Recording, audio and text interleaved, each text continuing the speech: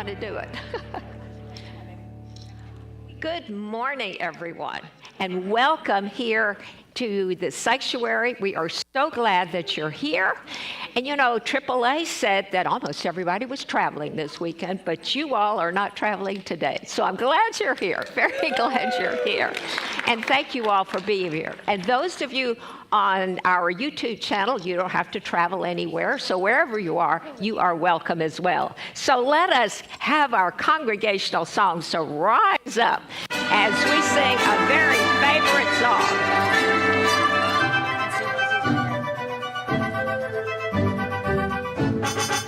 You guys know this one. Here we go. It's beginning to look a lot like Christmas everywhere you go. Take a look at the Valentine glistening once again with candy canes and silver lanes aglow. It's beginning to look a lot like Christmas. Toys in every store. But the prettiest sight to see is the holly that will be on your own front door. A pair of hop-along boots and a pistol that shoots is the wish of Barney and Ben. Dolls that will talk and will go for a walk is the hope of Janice and Jen.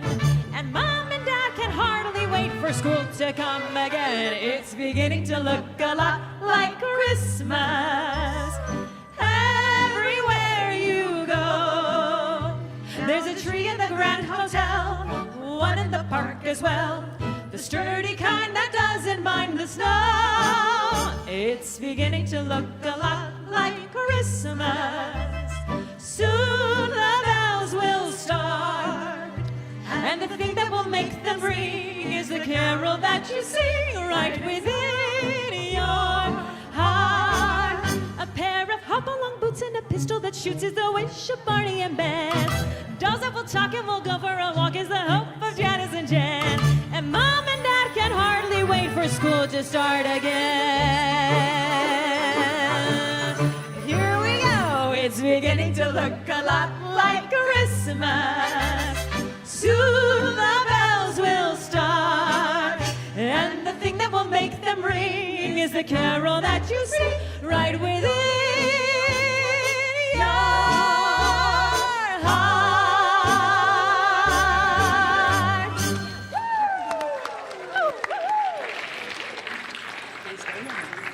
You all are wonderful, wonderful. Aren't they beautiful? I mean, just extra things that are up here on the front to welcome everyone here. It is a great day. And what is today? This is the winter solstice. It's the shortest day of the year. And last night was the longest night of the year. It's a very special time. So thank you for being here in this sanctuary and joining us today. And now let's take a listen to some of the things that are happening with Mark Ruth sharing the announcements.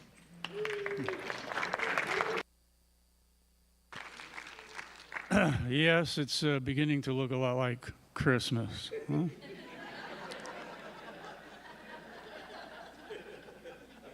Join us this Tuesday, December 24th at 6 p.m. for our uplifting Christmas Eve candlelight service. Childcare will be available. Now, don't wait just until 6 p.m. to show up. Be nice to get here a few minutes early so you can sit in your favorite seat. You are also invited to purchase poinsettias in honor or in memory of someone special, including yourself, to decorate our sanctuary for the holidays. The names of those being honored will be posted in the lobby, and you may take your poinsettias home after the candlelight service on December 24th. Now, wait a second. If you suddenly rush the stage after the service, you will not be giving people the opportunity to take a picture of this wonderful setting. So when the service is over, take some pictures and then get your poinsettias. Order forms are available at the front desk. Next Sunday, December 29th, get your upcoming year off to a good start with Reverends Mary Morgan and Valerie Reeves' Intentions Workshop. Our first community workshop, called Old Stories, New Stories, with Reverend Gregory, will be on Sunday, January 5th in Richelieu Hall. All are welcome, and there is no cost. There will be no labyrinth walk or spiritual discussion group in January. Our labyrinth walk will continue first Thursday, starting February 6th at 3:45 p.m. The spiritual discussion group will still be on hiatus. There will be no drumming circle today. For a full list of activities, see the weekly e-newsletter, Spirit Speaks magazine, and activity table. And if you don't remember where the activity table is, it's as you exit the doors to the sanctuary, and immediately you'll see the activity tables in front of you. Our office will be closed on Wednesday, December 25th, and Thursday, December 26th, and on Wednesday, January 1st, and Thursday, January 2nd. Please remember our food table for the greater community during this holiday season. Your contributions of canned goods can make sure that someone doesn't go hungry. If you would like prayer for something in your life, please come to the front of the sanctuary by the piano after service. One of our practitioners will lead a prayer circle. If you're here for the first time, please raise your hand so the ushers can offer you a gift bag. Oh, we got some winners right here. Oh, nice, very nice. Well, thank you for your presence today. Now, if for some reason you didn't want to raise your hand, there is a new Friends table out in the lobby. The new Friends table is just to the right of the activity table. And this one has lovely Laura standing by it to give you more information about the center.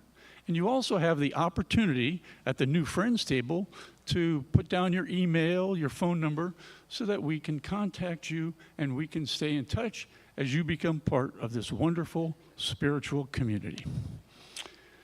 Now we will have some music as we turn within, getting ready for our invocation.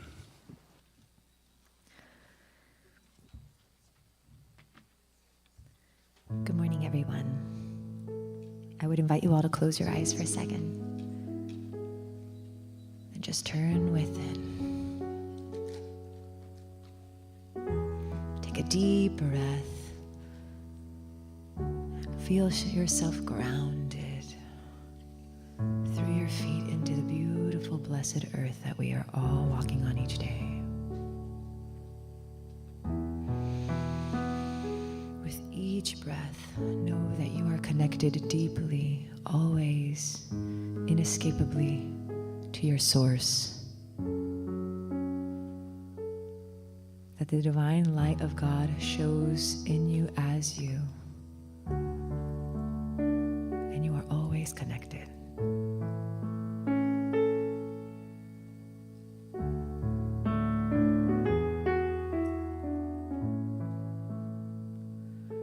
I am so blessed. I am so blessed. I am so grateful for all that I have.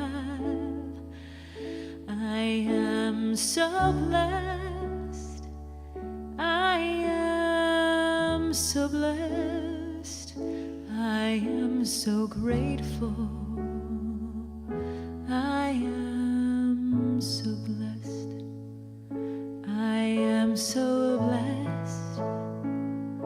I am so blessed. I am so grateful for all that I have. I am so blessed. I am so blessed. I am so grateful. I am so blessed.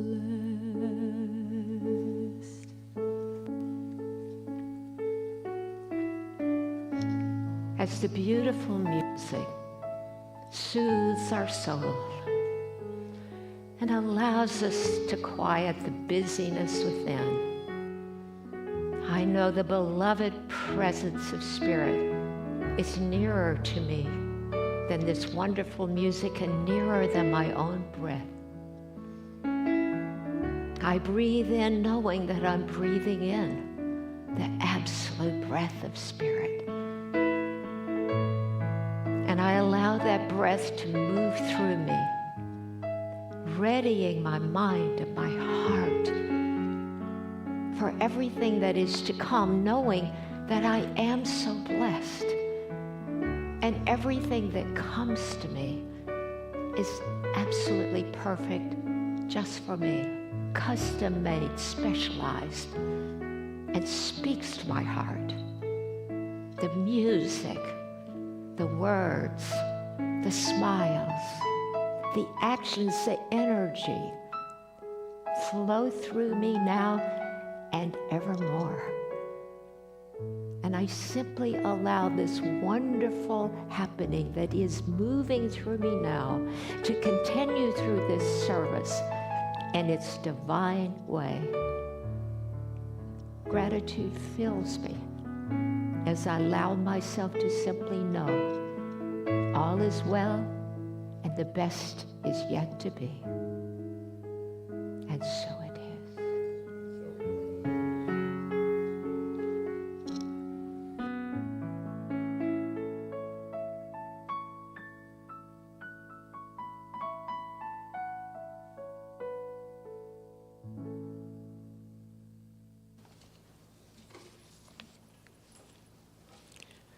Good morning.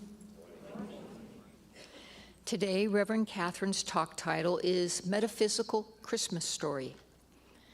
Now, you may recall that it was just one short week ago that I gave the Sunday service inspiration, so it was quite unexpected for me to be invited to give the mini lesson again today. With all the busyness of the season and me preparing to host Grandma Ruth's annual family Christmas party with 14 members, which we did yesterday, my initial response to being asked was to politely decline. After all, I had plenty on my checkoff list still to do without getting overly stressed by taking on one more thing. Now, what I found very interesting was that this invitation came on the heels of me finishing my morning session, as Reverend Gregory has been encouraging us to do, that plugging in the first 2 minutes of the day. So I was plugged in for my conscious connection with Spirit, and I was waiting for that word that would be the theme or the intention for that day. And it hadn't come yet. Well, what's the opposite of rigid? Which is what I was being with, no, I have this, and this still to do. The word came to me. It was flexible. Darn. So I reconsidered my initial rigid no, and you get the flexible me one more time before 2024 is over. Also, that word metaphysical hooked me. My nature is one of a detective. I enjoy solving a whodunit story or playing the game of Clue. And whenever Mark and I are watching a mystery TV show or movie, more than once Mark has asked me, "Have you already seen this?" As I predict exactly what's going to happen. It's just so obvious to me. Well, the word metaphysical means beyond the realm of our 5 physical senses. We look for deeper meaning, deeper than a literal explanation. Further thought and consideration is being called for to perhaps interpret the subject differently, to think again. There's still more to explore. When we engage in dream analysis, we look for a deeper meaning. It's not as simple as the definitive as a car in our dream always means this, or death in our dream always means that someone we care about is going to die. Like metaphysical meaning, dreams call for some detective work, for us to look a little deeper, to give some consideration to the symbolic meaning. Thomas Troward was one of the key individuals who most influenced Ernest Holmes, the founder of religious science. And in his book, Bible Mystery and Bible Meaning, Thomas Troward said, "The Bible veils its ultimate meaning under symbols, allegories, and parables." He suggests that there are layers of meaning, and the depth of meaning corresponds to the depth of the understanding of the reader. Just as we do in dream analysis when contemplating the metaphysical meaning of something, it helps if we get in touch with the feeling that's evoked. How does this make me feel? Rather than looking for a definitive answer that always means this. There are layers of meaning to explore. There might be some common themes, but the best meaning is how it moves me, how it inspires me. Is the Christmas story just a simple children's story? Or how does it make me feel? Does it call for me to consider truths beyond the realm of my 5 physical senses, such as love, joy, humility, reverence, illumination? Am I inspired to be any of these? Then that's the metaphysical meaning that has meaning for me. Please repeat after me. Today I say yes. Today I say yes. To the invitation to be love. To the invitation to be love. And so it is. Thank you. And welcome up.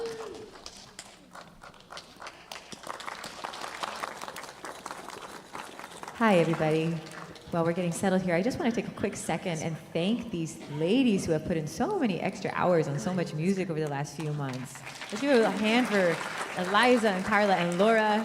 It's been so much fun making music with you for the last few months, and I'm so excited to make so much more. So we're going to do a song that I get really touched by music very often, but this song gets me. It just gets me deep, deep, deep, deep. So I'm going to try to get through it without crying, but it's another amazing song by Ricky Byers.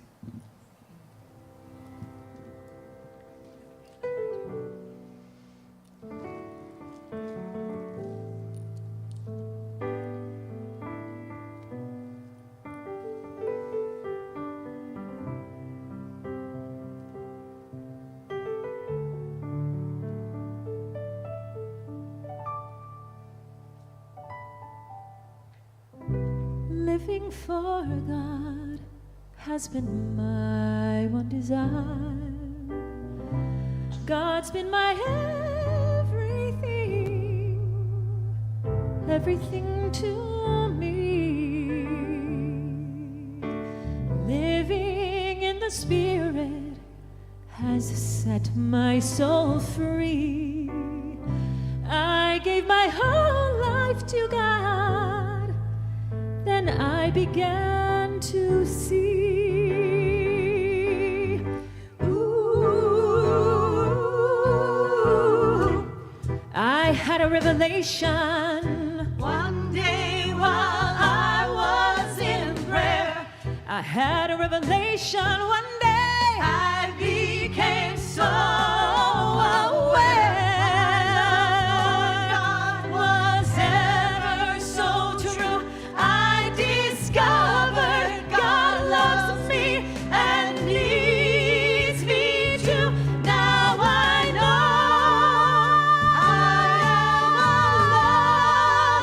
I am alive. Now I know I am alive.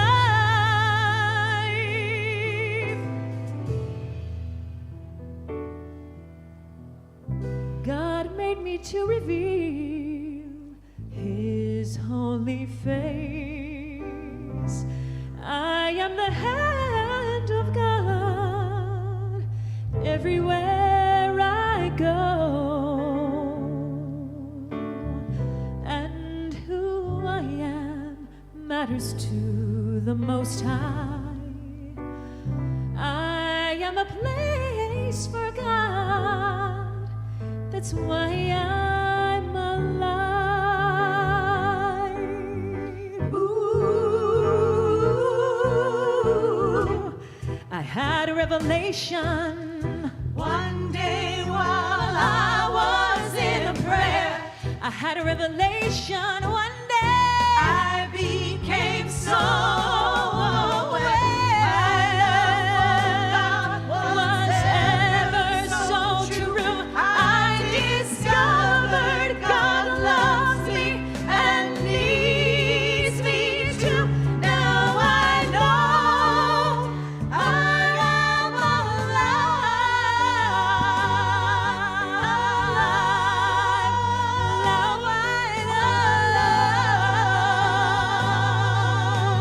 Ooh, I had a revelation. I am the place for God. I had a revelation one day. I am the arms of God. I had a revelation.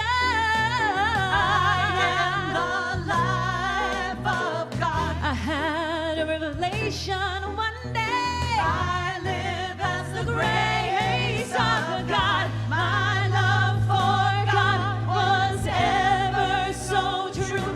I discovered God loves me and needs me too. Now I know I am alive.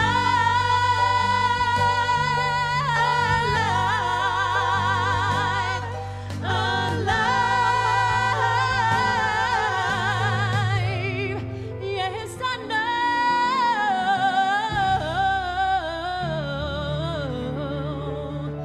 why I'm alive.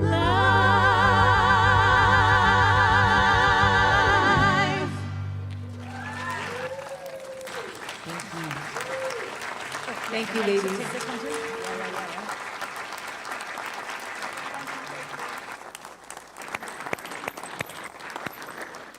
What a wonderful way to begin our music. Thank you for Elise and Laura and Carla and Eliza. Wonderful, wonderful. I had a revelation. And it's true, and thank you, Monica, for agreeing to do this wonderful inspiration today. It is wonderful. It's a wonderful day. It's a wonderful time. And things happen the way they happen. They simply unfold. Just like the song said, it's a wonderful time of year. And one of the things about this time is that it's so incredibly widespread and deep. We have this wonderful cultural tradition that we call Christmas. And we also know that it has a very rich commercial tradition. Why, it's Christmas in July sometimes. And the pumpkins are barely off the shelf before they're replaced with Christmas trees and Christmas decorations. It's very commercial. But I don't wring my hands over that.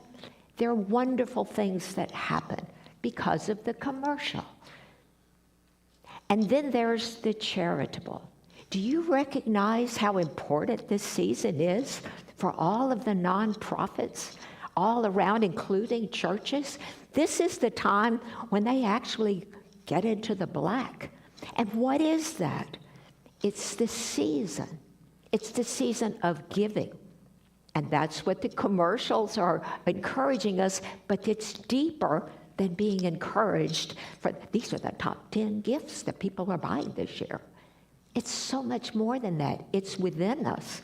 It's a deep resonance of part of that metaphysical part of Christmas, that deeper meaning that goes beyond simply the story.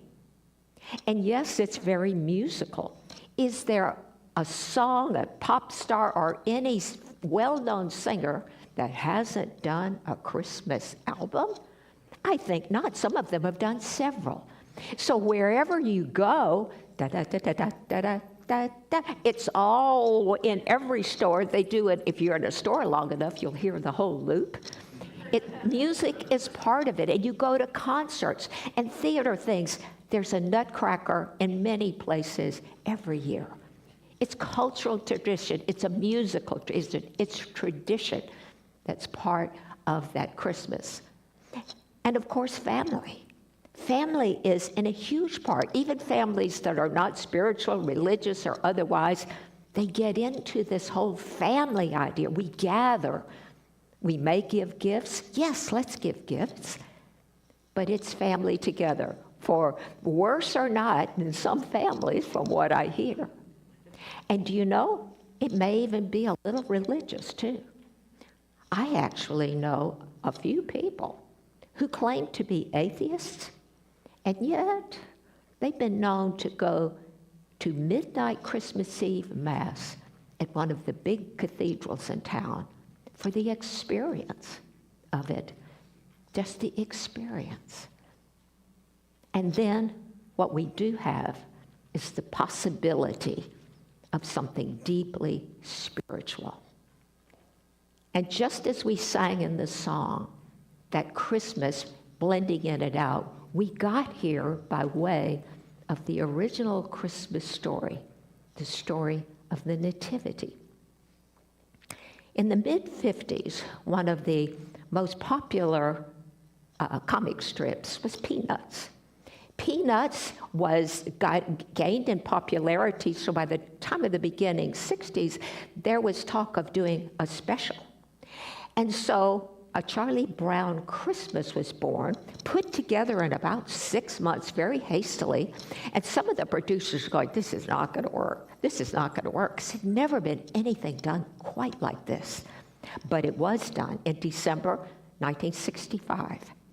And it begins very typically, the characters are being themselves. Charlie Brown, of course, is everyman. His head is even shaped kind of like a globe. He is just everyman. And he is just always having all kinds of problems, and the other characters sometimes contribute to those issues. But what he's trying to do is find Christmas and make Christmas, and nobody's helping him. Nobody is getting part of that. And he says, can anybody tell me what is the meaning of Christmas? And Linus says, Charlie Brown, I can tell you the meaning of Christmas. And he steps up and he says, lights, please. And this spotlight comes on Linus. And he says, and it came to pass in the era of Caesar Augustus that all the world was called to be taxed. And Linus recited for the next few minutes the entirety of Luke 2, verses 1 through 14. And when he was done, the spotlight fades and all of the characters are around, and they're changed. They're changed. They're a little kinder, even Lucy. And they're willing to help and participate. And Snoopy helps Charlie Brown decorate that poor forlorn Christmas tree he started out with. And the story ends with this tableau of sharing and love and kindness and community.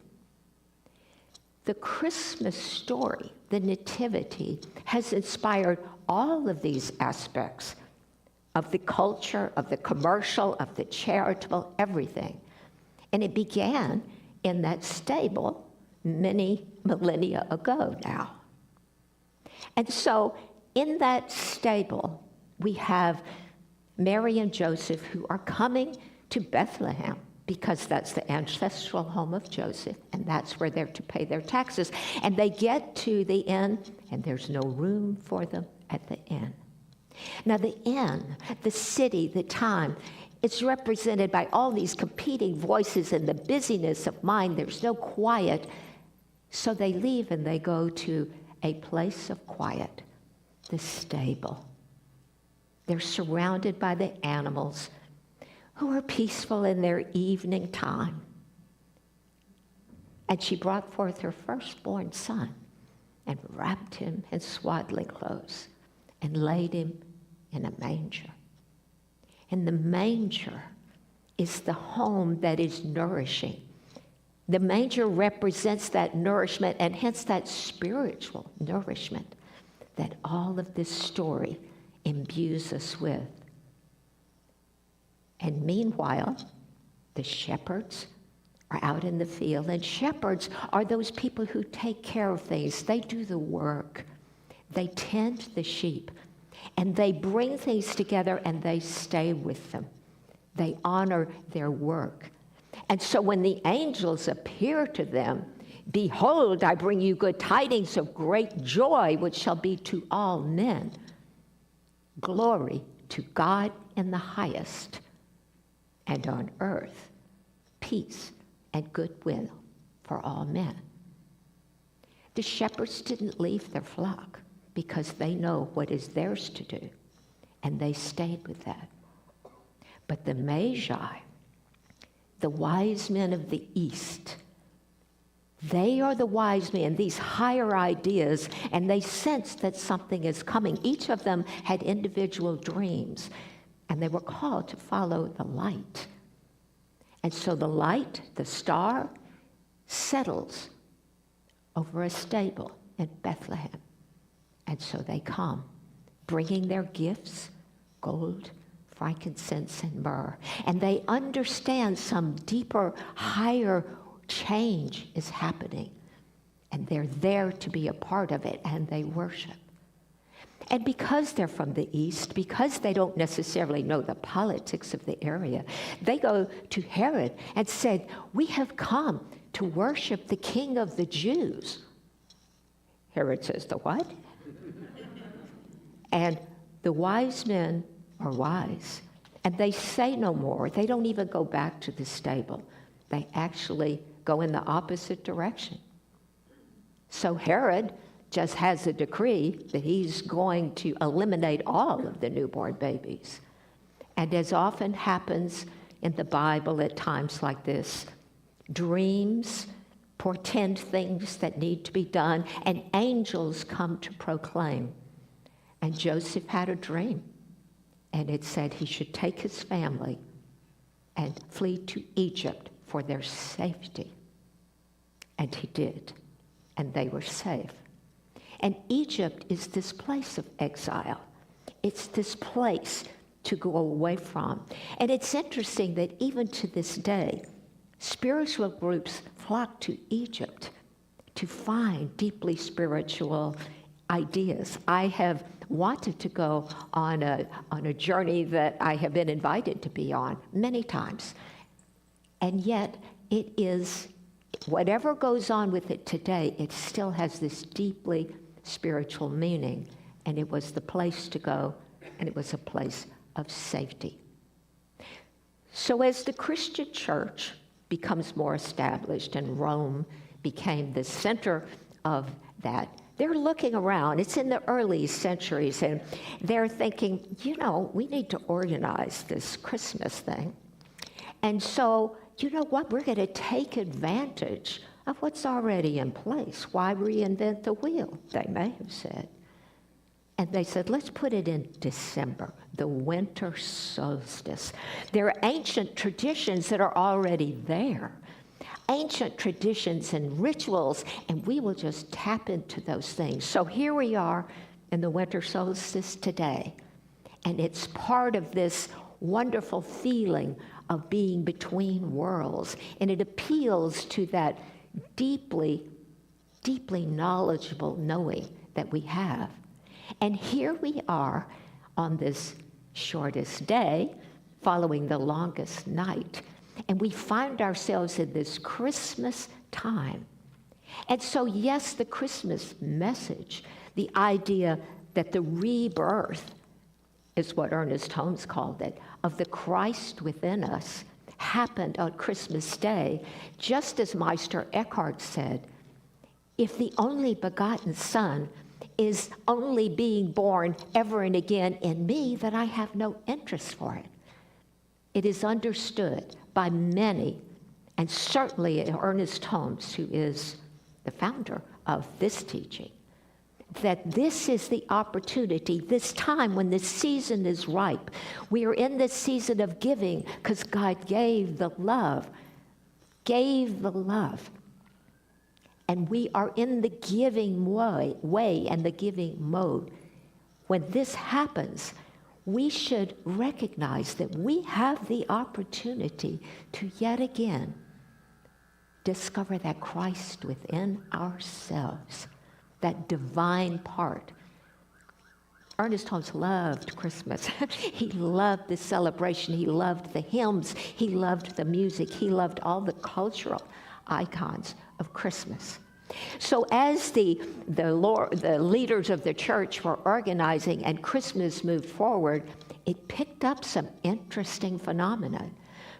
There was this obscure saint of dubious heritage in Germany called St. Nicholas, and somehow or other he became Santa Claus.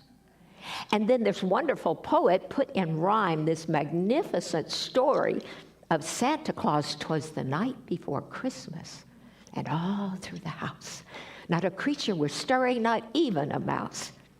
The stockings were hung by the chimney with care, in hopes that St. Nicholas soon would be there. Mama in her kerchief and I in my cap had just settled down for a long winter's nap. When out on the lawn there arose such a clatter, I sprang from my bed to see what was the matter. And what do my wondering eyes does appear? A miniature sleigh and 8 tiny reindeer, and a little old driver so lively and quick, I knew in a moment it must be Saint Nick. And so is built this whole wonderful tradition of Santa Claus. And do you understand the givingness of that? He has this tiny sleigh with this bag of toys that never runs out. He goes from house to house, coming down the chimneys, or coming through the door in some homes, and leaving, eating all the cookies all over the place, and leaving toys and goodies, hop-along boost and a pistol that shoots, and dolls that can talk and can go for a walk. All of this tradition comes together with Santa Claus, but it's about giving. It's about the joy of all of that and the endless supply of the good. And then we move into the mid-19th century, and a wonderful thing happened. Charles Dickens was really eager to assuage the ills of the time. The poor were treated desperately. Absolutely desperately. They were put in prison because they couldn't pay their debts. He would write treatises and there was no attention paid. And then he wrote this book called A Christmas Carol, a very slim volume. And he has the main character of the book being a greedy, miserly man who thinks he's a very good businessman, and he won't give anyone anything. And then one night, he was visited by Bob Marley. Bob Marley was dead as a doornail. But here he comes, clanking chains, trying to tell Ebenezer Scrooge, you need to change, it was a mistake, we didn't do it right.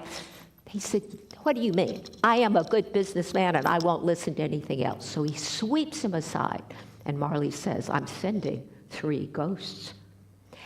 And so the ghost of Christmas past comes to Ebenezer, and it shows him how he was when he was young, when he was happy, when everyone around him was friendly and he had friends and he had the love of his life. And somehow through wrong decisions, he let them all go. And he moved ultimately to the place where he is now with no friends. And then there was the ghost of Christmas presents. And he's a jolly fellow showing all kinds of things. And Ebenezer got to see the people in his life and how they were not as he thought they were. Bob Cratchit, his employee, he speaks well of him, in spite of his wife says he's just a miserly old coot. And he says, no, he is my employer. He gives me my employee, and he helps us put the food on the table. And then there's Tiny Tim, who has such love no matter his affliction. So at this point, Scrooge is thinking, is this the way it has to be? Is this what's happening? And then the ghost of Christmas past, who says not a word, he just points. And they get to the tombstone with Ebenezer Scrooge's name on it, with dust and dirt. Nobody tends this. No one pays attention to him. He's dead. So he wakes up from this dream. It's a glorious day, and he's thinking, I'm alive, I'm alive. And he changes. And it's a glorious example, one of the best that we have in our culture, of change your thinking, change your life. And it was said of Ebenezer Scrooge that no one could keep Christmas better than Ebenezer Scrooge. And so we come full circle with all of these activities that bring us to the Christmas that we know. We partake of all of these things, the giving and the receiving. And we give, and we love, and we spend our time in thinking about how we can share and be the joy that is Christmas. And I think it's all wonderful, and wherever we pick up on it, that's the thing that's for us. As Monica said, what has special meaning for you is what has special meaning. And so I want to close my comments today with this myriad of ideas, this cornucopia, if you will, of good tidings, with the words of Tiny Tim. Do you know what they are? I bet you do. And if you know, please say with me, and God bless us everyone. Again, God bless us everyone. And so it already is. Thank you. Thank you very much. Thank you. Thank you.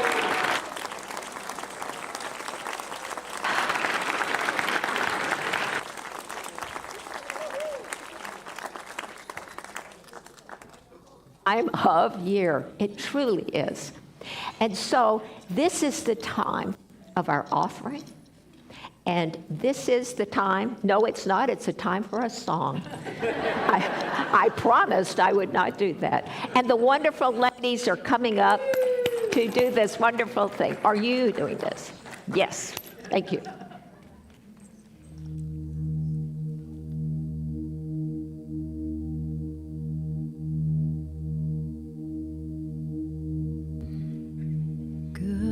People all this Christmas time, consider well and bear in mind what our good God for us has done in sending his beloved Son. With Mary holy we should pray to God with love this Christmas day. In Bethlehem upon that morn there was a blessed Messiah born.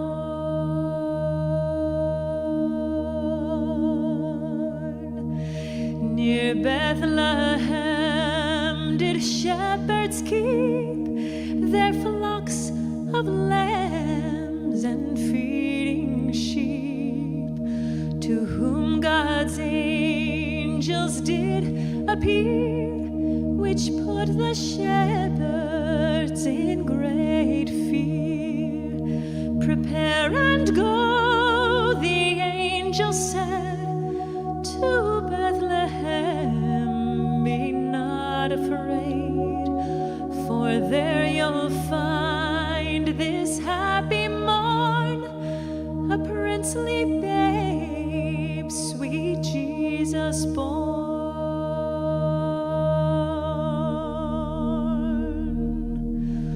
With thankful heart and joyful mind, the shepherds went this babe to find. And as God's angel had foretold, they did a Savior, Christ behold. Within a manger he was laid, and by his side the Virgin Maid, attending on the Lord of life, who came on earth to end all strife.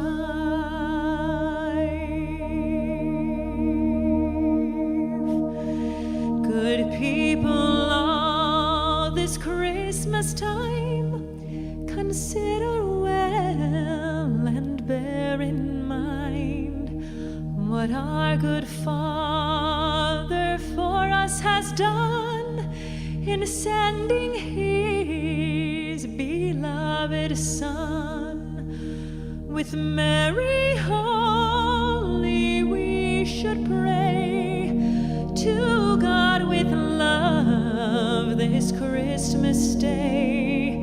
In Bethlehem upon that morn there was a blessed Messiah born. In Bethlehem upon that morn there was a blessed Messiah born.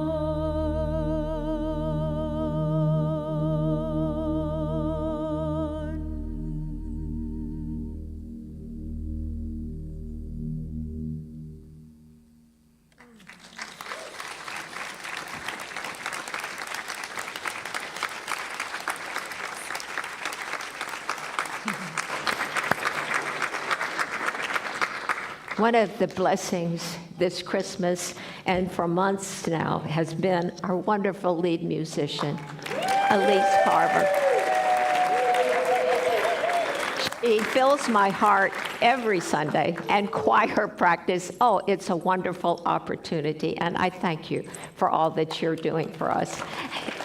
And I thank the ladies who are joining you. I mean, they do such a lovely job. We just have great experiences. And this is the time of our giving, and we give you lots of opportunities and ways to do it. I haven't even tried all of them, and I really want to, but because I think it's really cool. But it really is designed for what is your best way. What is it that how do you want to give? I mean, we take cash, check, or credit card, and all kinds of things. So we are just offering you the ready basket to fill with your gifts. And so before we absolutely take our gifts, we ask you to bless this gift. And if you bless this gift between your prayerful hands and hold it near your heart, this is a journey of the heart. And so say with us now that divine love consecrates this gift. It goes forth to heal, to bless, and to prosper all those who give and all those who receive. I rejoice in the sharing of my good, and I release my gift with love, knowing it's it. Thank you.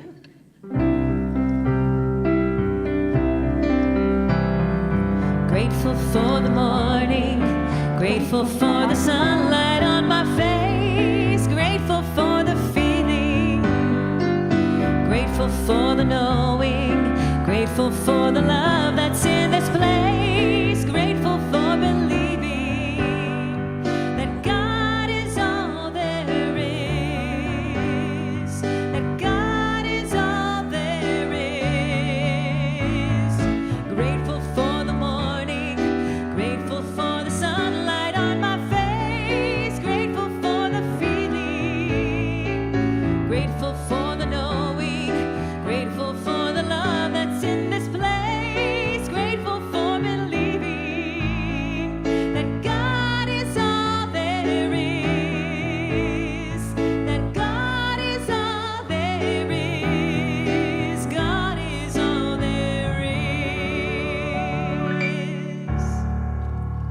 Thank you, Elise. Thank you so much. That God is all there is. And that's one of the things we celebrate. God is in each one of us. God is acting in this world as we are. One of the phrases from the Lord's Prayer is, the kingdom is at hand. But it's also true that we are the hands of God. The good that gets done is from our hands, however it gets done. And remembering that is what keeps us in the spirit that is Christmas. And so I invite you to join me in this idea of peace on earth, regardless of appearances. I invite you to know that loving and giving and being in the highest and best is what we know in the kingdom of the heart. And we allow this to steep within us so that when we move out in the world, when I, you, and everyone expressing this love, this giving, this forgiving, this kindness, that is what we sow. We reap those things that we sow. We are the hands of God in the world. And we are always giving that goodness from which there is an endless, endless, endless supply. We cannot outgive the givingness that is God. And so in the peace of the season, in the ideal, the Christmas lights, the stars, the snow that we don't have much of, the idea that it is all blessed, I simply release it and let it be, and so it is. So I invite you to join us in our song. I'm inviting up our practitioners and any ministers that are here. And I want to say a special thanks for the wonderful tech crew in the back. They do such an amazing job. And also the people that are working in hospitality. It's a love of mine. And I know they do a great job as well. Thank you. And so when everyone comes up here, I will hold somebody's hand and join us in the song.